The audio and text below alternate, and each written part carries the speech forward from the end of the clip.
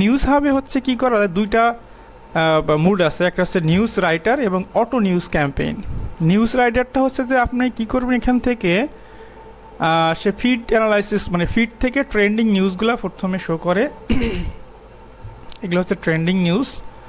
So এখান থেকে একদম ভাই লেটেস্ট নিউজগুলো লিখতে পারবেন এবং কোনো কপিরাইট ছাড়াই, এবং এইটা আপনি বাংলা দিয়েও লিখতে পারবেন বা ইংলিশ দিয়ে বা আপনার যে কোনো ল্যাঙ্গুয়েজ দিয়ে আপনি এটা জেনারেট করবেন। মানে এই নিউজ হাবের যে ফিচারটা দিয়ে আপনি টোটাল একটা নিউজ সাইট বানাতে পারবেন, এবং সে আপনার জাস্ট ক্যাম্পেইন সেট করে দেবেন, ও অটোমেটিক্যালি আপনার নিউজ পাবলিশ করতে থাকবে। কারো বোঝার ক্ষমতা নেই যে এটা আসলে এআই দিয়ে লেখা, এআই এর কোনো নিউজ, এবং এর নিউজের টোনগুলো এত চমৎকার, মানে মানে একদম প্রফেশনাল রিপোর্টারের লেখা।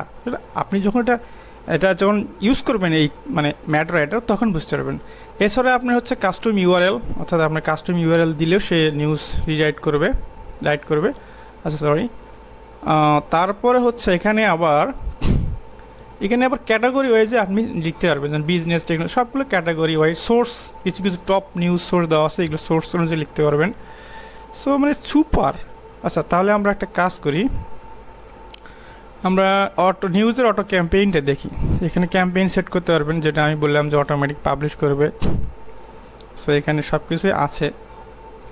এখানে একটা ফিচার হচ্ছে যে নিউজ ক্যাটাগরি, আপনি এখানে থেকেও ক্যাটাগরি সিলেক্ট করতে পারবেন এবং সোর্স কোন কোন জায়গা থেকে আপনি নিউজ মানে করবেন। ওয়ার্ডপ্রেস সাইট তো আছেই।